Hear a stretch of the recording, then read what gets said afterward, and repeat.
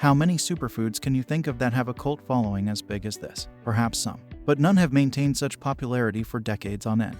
That's because many trendy health foods are based on nothing but hype, and hence eventually that wears off. There's no shortage of purported claims being made about the uses of this cloudy golden liquid or the dried supplement forms. They range from simple anti-aging to major diseases.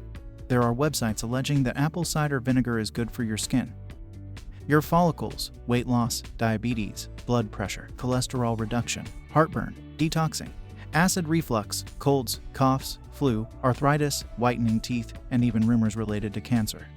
Which of these alleged benefits are based on scientific fact and which are pure fiction? Some are legit and impressive, but others are outright scams that can jeopardize your health. In order to know the truth, you can't get a quick answer from Snopes. You first need to understand the basic characteristics of apple cider for everything else to make sense. Since most kinds of vinegar are low-calorie, people often assume they must be healthy. It turns out the opposite is true. They actually have the potential to be bad for you, especially in high dosages. Is vinegar bad for you? If you follow an alkaline diet or simply want to reduce your acid-forming foods, is there a safe dosage to consume? Is using too much vinegar bad for your health? Better yet, should you avoid vinegar altogether? That's a great question. In fact, here in the United States, you can't even legally sell something and claim it's a vinegar unless it has an acidity level of 4% or higher. Even the healthiest vinegars, apple and coconut, those still have a pH of 5 at best, which is far below a neutral pH of 7. What is apple cider vinegar good for in the human body? Because even though it's acidic, it has an alkalizing effect on you. It's not as simple as just consuming alkaline foods and avoiding those which are acidic. Many acidic foods can actually have an alkalizing effect on your body, even though they're acidic. How does apple cider vinegar alkalize the body? ACV. In addition to the vast majority of fruits and vegetables are indeed very acidic substances when you consume them. However, once they're inside your body and you metabolize them, they promote alkalinity. This is due to the metabolic and chemical processes which take place to break down and digest them. Is ACV healthier than other vinegars? This, my friend, is what makes the substance so special. Compare the pH value of apple cider vinegar versus white wine, red wine, balsamic, and the other common varieties. You would think they would all behave in a similar manner, right? That's not the case. Similar pH values, different outcomes. With the exception of coconut sap vinegar, all of the others have an acid-forming effect once they're metabolized. So not only are they acidic, but they trigger the creation of even more acid when you digest them. That means you can categorize the other vinegars with butter, beef, and other acid-forming foods. So what happens over the long term when your body is too acidic?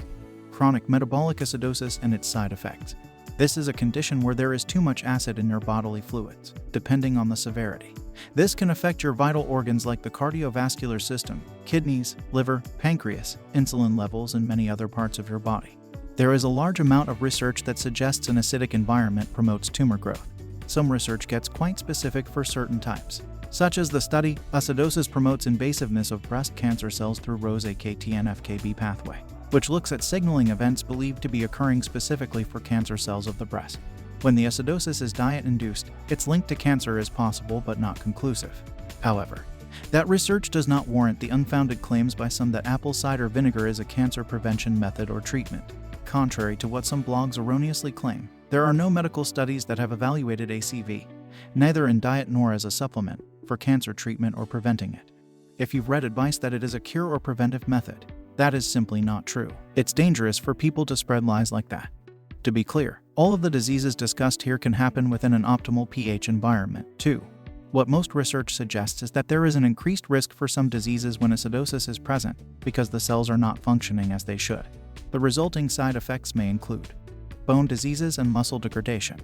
Research has suggested that a chronic condition of living with acidosis has the most profound effects on your musculoskeletal system. It can contribute to or worsen pre-existing bone diseases. That brings us to what first appears to be a completely unrelated study. Researchers from the World Health Organization Collaborating Center for Metabolic Bone Diseases, the University of Sheffield Medical School, the International Osteoporosis Foundation, and Oxford University put together the incidence and probability of hip fractures worldwide, as published in the September 2012 issue of Osteoporosis International. It's been theorized that their lower acid load promotes bone health.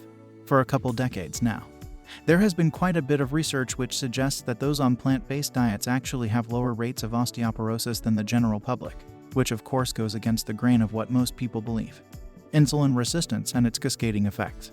Even in healthy humans, The slightest degree of acidosis causes insulin resistance. The same source cites the modern Western diet as producing a lifetime acidotic state and goes on to discuss the cascading effect this has on contributing to type 2 diabetes, kidney failure, cardiovascular risk, and more. Diabetic patients, in particular, are called out because they consume particularly acidogenic diets. Regarding cardiovascular risk, animal studies have suggested that acute or temporary acidosis will affect the cardiovascular system the most severely, though chronic or long-term acidosis does not seem to have a major effect on cardiovascular. Skin rashes and eczema, but no proof for acne. When the very elderly have dermatitis and other skin diseases, it's hard telling what caused cell mutations, long-term UV damage, etc. But how about when it's a 6-year-old boy?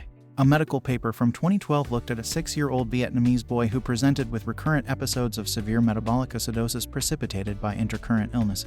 In this case, the acidosis was apparently triggered by a gene mutation that prevented biotin vitamin B7 metabolism. Fortunately, it was highly treatable by giving him biotin supplements. Before that, while he had acidosis, he had extensive skin rashes throughout his body. Digestive uses and benefits. What we find more exciting is the probiotic characteristics of this vinegar. That means it acts as a fertilizer for the good bacteria which are already in your gut. Scientifically speaking, probiotics makes a lot more sense than probiotic supplements. Why? Because unless you are buying refrigerated probiotics, the spores you get are from gel capsules that sit inside room temperature bottles and may or may not be alive. Plus, they're meant to colonize after your stomach acid further down the track, not before. When you take them as a supplement, the capsule dissolves in your stomach and who knows how much survives past the stomach's hydrochloric acid, which can have a pH as low as 1.5. Its probiotic, pectin, is likely why ACV benefits digestive problems and issues as so many claims. In the colon and large intestine, probiotics feed on the pectin. As a dietary supplement, there are apple cider vinegar benefits for health, but one needs to know what's fact versus myth. Don't be misled by the bogus claims and unsafe treatment remedies associated with it. Instead, just enjoy it for the scientifically validated advantages it does offer you. While there are a number of fine organic brands, this is the one we stick with. These statements have not been evaluated by the Food and Drug Administration. This product is not intended to diagnose, treat, cure, or prevent any disease.